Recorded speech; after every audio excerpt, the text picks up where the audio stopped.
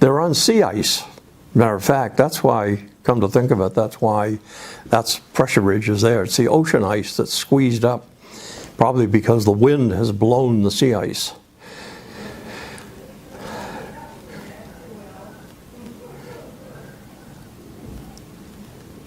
That's their ship, probably leaving.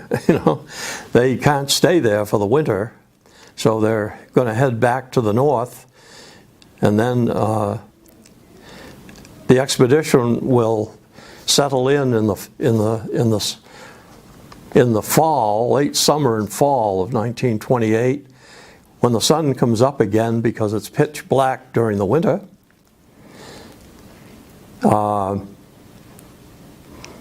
Then they'll do their ration. Then it will be pitch black again, and they'll wait through the winter, and then at the end of the summer, when the sea ice is open again, the ship will come back and take them out. That's the usual sequence. Here they are, still uncovering old Little America, well below the snow. The buildings in that situation act as snow fences, and they bury themselves, more or less. The average snowfall on the Antarctic continent is about a half an inch a year. Just a half an inch compared to, it will snow more in Bangor, Maine in one storm than it might snow in the whole Antarctic for the whole year. It's hard to believe, but the difference is the snow never melts. Look at the clothing. That one in particular, the dark-colored one, clothing, and Admiral Byrd, this is Admiral Byrd, and he's in clothing. He asked to have a special fabric made that was windproof, very thin, very durable, and very windproof. And it's called Byrd cloth to this day. And several of the older expedition people in the early days of the IGY in 1958, International Geophysical Year work, still used Byrd cloth, and it was still being made. Today, we've come a long ways past that in types of polar clothing that we use. But they're basically windproof over long underwear and sweaters and everything else. The layer method of keeping warm, rather than one big heavy coat. This is the airplane they brought down with them. I don't know the name of it. The other one is a double-wing Fokker, Netherlands made, and it's there under the snow, and you'll see they had to dig it out.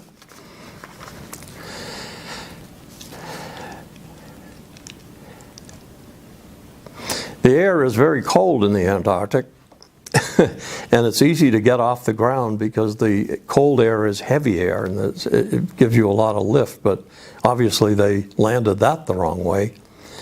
That snow, by the way, is not too out in the field away from where they've been digging. Is pretty hard-packed stuff. It's not soft and fluffy, as you might expect, simply because the wind conditions are so fierce down there. You get winds in the winter of 200-300 miles an hour at least.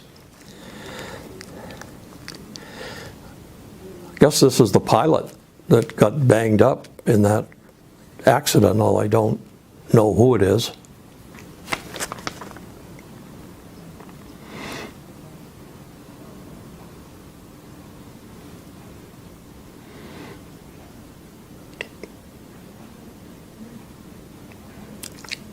Slow work. This is, again, in the end of summer, so they're working furiously to get done before winter sets in. And keep in mind, in this continent, at this position, you have 6 months of total darkness and then 6 months of total sunlight. The same is true in the Arctic as well as the Antarctic. So they're trying to get this really tucked away and everything organized and shipshape before they go into the old buildings under the snow and get ready for spending the next 6 months of the winter there. These are tough people, I might say. They had more volunteers for these expeditions, pure volunteers, then you can imagine hundreds of people volunteered for all of these early Antarctic expeditions. And the early British ones, the bills of asking people to volunteer said little pay and little hope of returning. And yet hundreds of people signed up for them. That's Admiral Byrd getting his airplane lined up. He's a pilot, but he didn't do the piloting down there. He did the navigation. And Burt Balkan and other pilots, they had about 6 pilots actually all together with the expedition.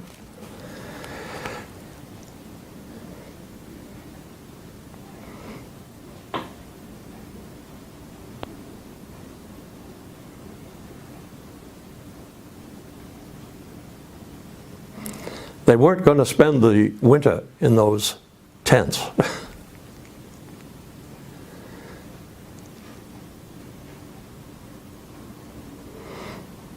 Like any of the modern expeditions, oh, by the way, notice the smokestacks coming out of the buildings that are below the snow. Like all modern expeditions, they did a lot of science rather than straight geographic exploration. And this is a case in point. They did geology on this trip, meteorology, upper atmospheric studies, various types. The aurora, or aurora australis, rather than aurora borealis, as we get up in the northern part here. You always have to remember, if that plane gets very far out and crashes, there's no hope of getting back. You're just there. No one's going to come and get you.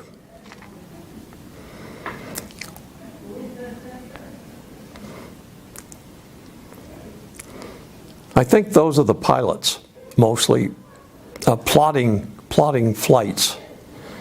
That one on the right is Burt Balkan, the Norwegian Air Force officer. Notice that's a twin aircraft, twin engine. That's the William Horlick, named for Horlick Malted Milk people. That is out of sequence. It was actually in the snow, and they dug it out. You'll see them digging it out a little bit later. One of the interesting things, these companies like the Horlick Malted Milk Company sent bags of malted milk tablets down for people. Another company owned the grape nuts company, and they sent tons of grape nuts down. They fed the grape nuts to the dogs and the cows until the dogs and cows refused to eat it anymore. As I would.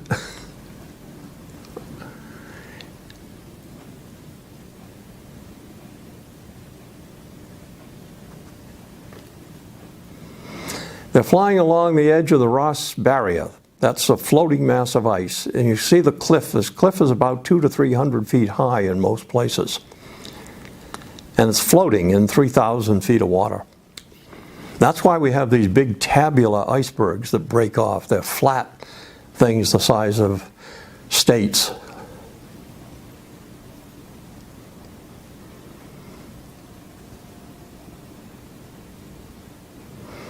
That type of country you're looking at now was very, very difficult for the early explorers who used dog teams.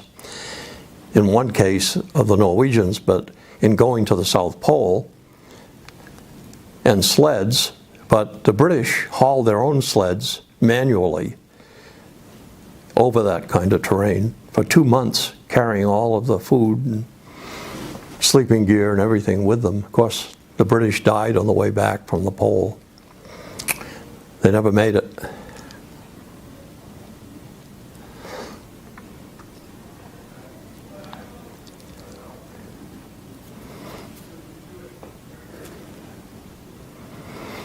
I might say at this point, the University of Maine has the largest group of Antarctic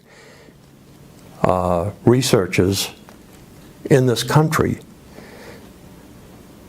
and is recognized over a good deal of the world for its work in this continent as well as elsewhere.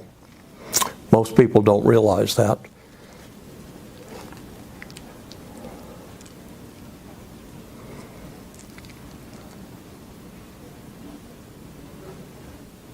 Now we're looking at the mountain ranges. This must be a flight either along the coast of Marie Byrd Land or in over the Antarctic mountains, and I can't tell which.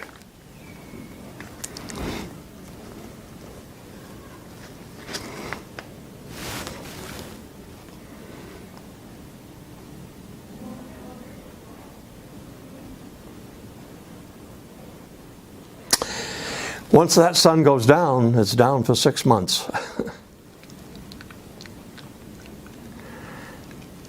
Those guys probably are geologists. I'm not sure. They look like it.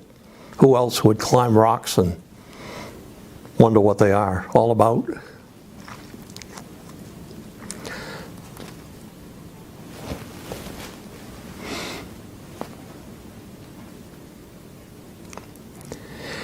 That flag is in the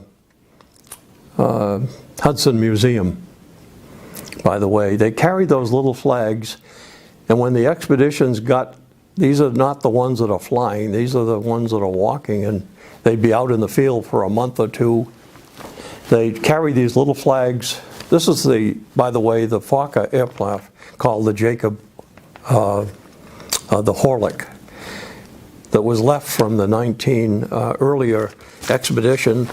They left it in 1930 and it got buried. But I was saying those little flags were put up at the furthest point that the people with the sleds achieved. And they all wrote their names on them, and we have several of those flags here at Orono. Gift of the Byrd family.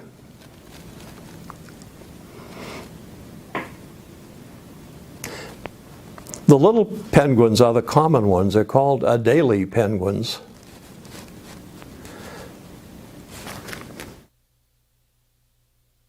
And in the midst of their preparations, the blizzard strikes.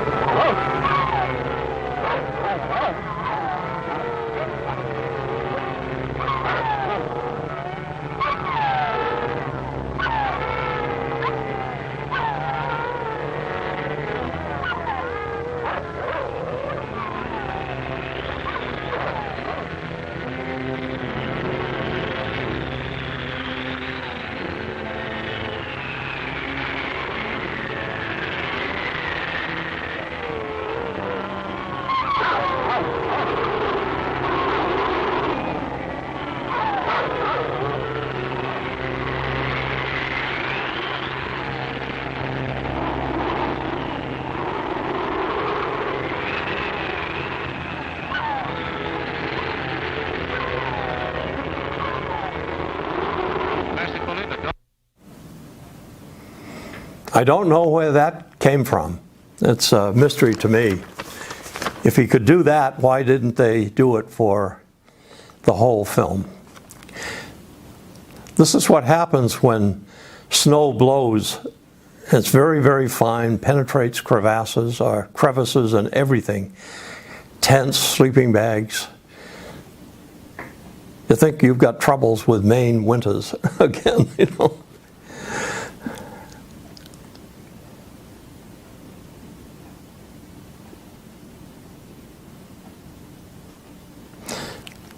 They had with them 154 dogs. Most of them survived, and of course they brought them home. They didn't turn them loose. They all came from New Hampshire. And that is the end of the summer. Now they're in for the winter. That's in February, March, or probably March. And they have all sorts of things to do in the winter, and you can see they're skinning something and probably working on seal skins of some sort. A penguin or two. In the early days of this type of exploration, a lot of explorers had all their teeth removed and their appendix taken out before the expedition, for this reason, right here.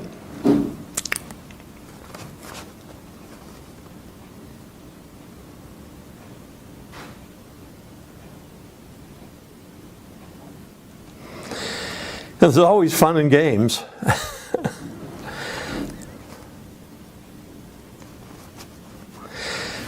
This is the Columbia Broadcasting System. And on February 1st, in 1934, Admiral Byrd made the first broadcast of a human voice around the world using Columbia Broadcasting. The first human voice from Antarctica. And I understand that he made regular broadcasts on Saturday nights from Antarctica. And back in the 1930s, I was a little kid. I didn't know it, but my father told me all about it. And a lot of people would sit down and just be enthralled by the whole thing.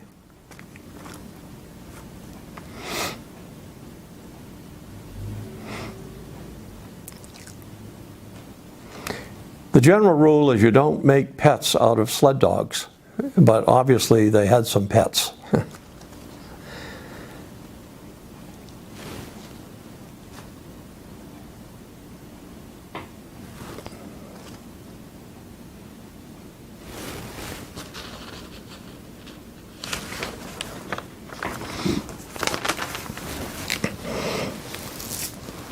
They must have made that cradle out of a bunch of old boxes by the looks of it. By the way, it was during this winter that Admiral Byrd decided he would like to live by himself for several months. And so they left Little America. Well, they did this before the sun went down. They went out about 100 miles onto the ice and dug a big hole in the ground in the snow and put a big box in it, the top of which was level with the snow, and it had a trap door on it. And it had food and fuel and a stove, books, scientific equipment to measure wind velocities and temperatures and so forth. And he spent several months. When the sun went down and it was very dark, he moved into that all by himself, and a book came out of it called Alone, very popular book, and it's still really a good book to read today. It gives you a real sense of getting along with yourself in a very perilous place. Unfortunately, he was getting poisoned by the fumes from his stove and didn't know it. And his broadcasts, news broadcasts to the world, as well as back to the Little America,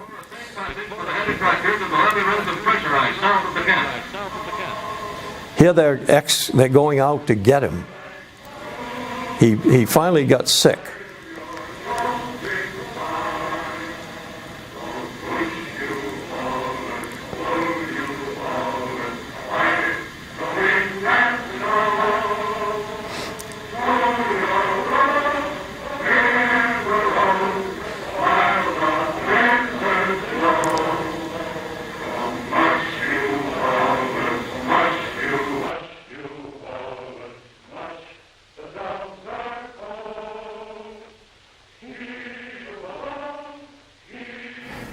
When they traveled out to get him, they tried several times, but the weather was really too bad and windy. It's pitch black.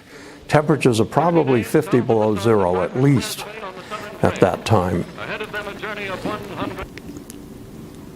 But they got him finally on the second trip, and he was pretty nearly dead when they got him.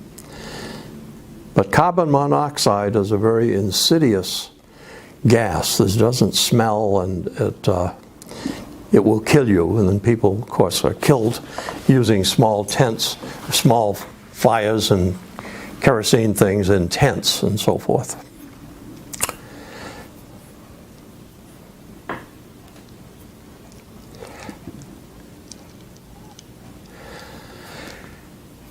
One of the successful flights, I suspect it was the one to the pole, although I don't know that. A lot of congratulatory handshaking and so forth. Here we have some more. The little ones are Adelie penguins, and the big ones are a different species. And that's the end. As I said, the film ends very abruptly with no continuation to it. But again, John Herman made this for his own use and never turned it into the expedition. And there it is. If you would like to see this film again, contact the Hudson Museum at the University of Maine in Orono. Thank you. Research flash.